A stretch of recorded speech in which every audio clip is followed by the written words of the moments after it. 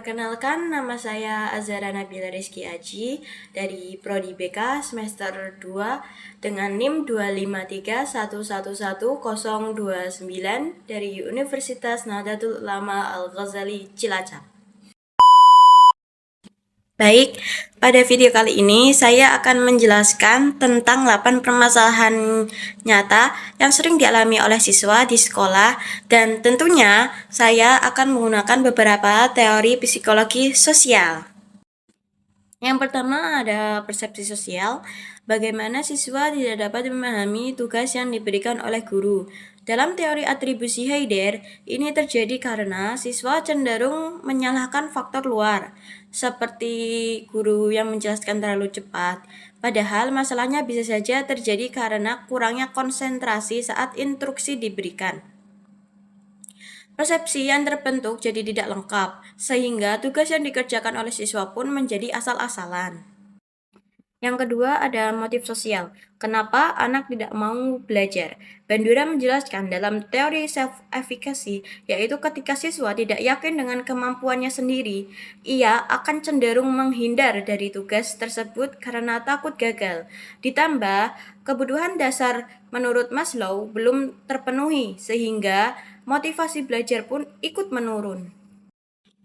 Yang ketiga ada pengaruh sosial. Kenapa anak gampang ikut bolos bersama temannya? Menurut Solomon Asch, siswa menyesuaikan diri dengan kelompok supaya diterima.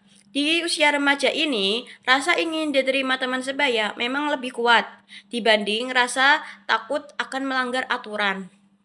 Yang keempat ada interaksi sosial.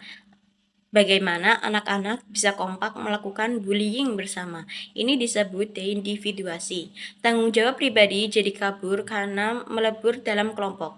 Ditambah groupthink, di mana kelompok saling membenarkan tindakan tanpa berpikir kritis, sehingga bullying dianggap wajar oleh sang pelakunya. Yang kelima ada agresi. Kenapa pelajar bisa terlibat tawuran? Menurut hipotesis Dollard, tekanan atau rasa direndahkan bisa saja memicu agresi kolektif. Bandura menambahkan lewat teori belajar bahwa perilaku ini juga ditiru dari senior yang menjadikan tawuran sebagai simbol keberanian. Yang keenam, ada perubahan sosial. Bagaimana teknologi dapat mengubah gaya hidup siswa. Rogers menyebut ini sebagai difusi inovasi. Teknologi cepat menyebar, sehingga dianggap memudahkan komunikasi dan hiburan. Tetapi, ini juga menggeser interaksi tatap muka menjadi virtual dan memunculkan kebiasaan mencari validasi lewat media sosial. Yang ketujuh ada gerakan sosial. Kenapa siswa bisa kompak menolak kebijakan iuran sekolah? Ini dijelaskan melalui teori deprivasi relatif, di mana siswa ada kesenjangan antara harapan biaya yang terjangkau dengan kenyataan yang memberatkan, sehingga muncul rasa tidak adil yang mendorong mereka bergerak bersama. Yang terakhir, ke-8, yaitu tingkah laku massa. Apa peran provokator dalam demonstrasi pelajar? Gustav menyebutnya sebagai contagion theory.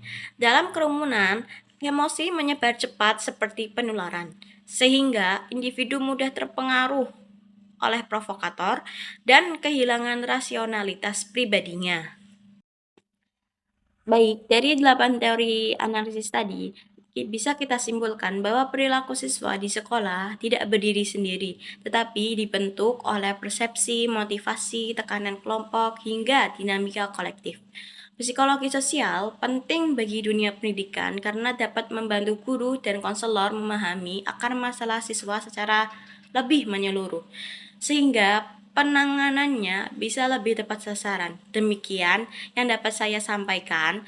Kurang lebihnya saya mohon maaf. Wassalamualaikum warahmatullahi wabarakatuh.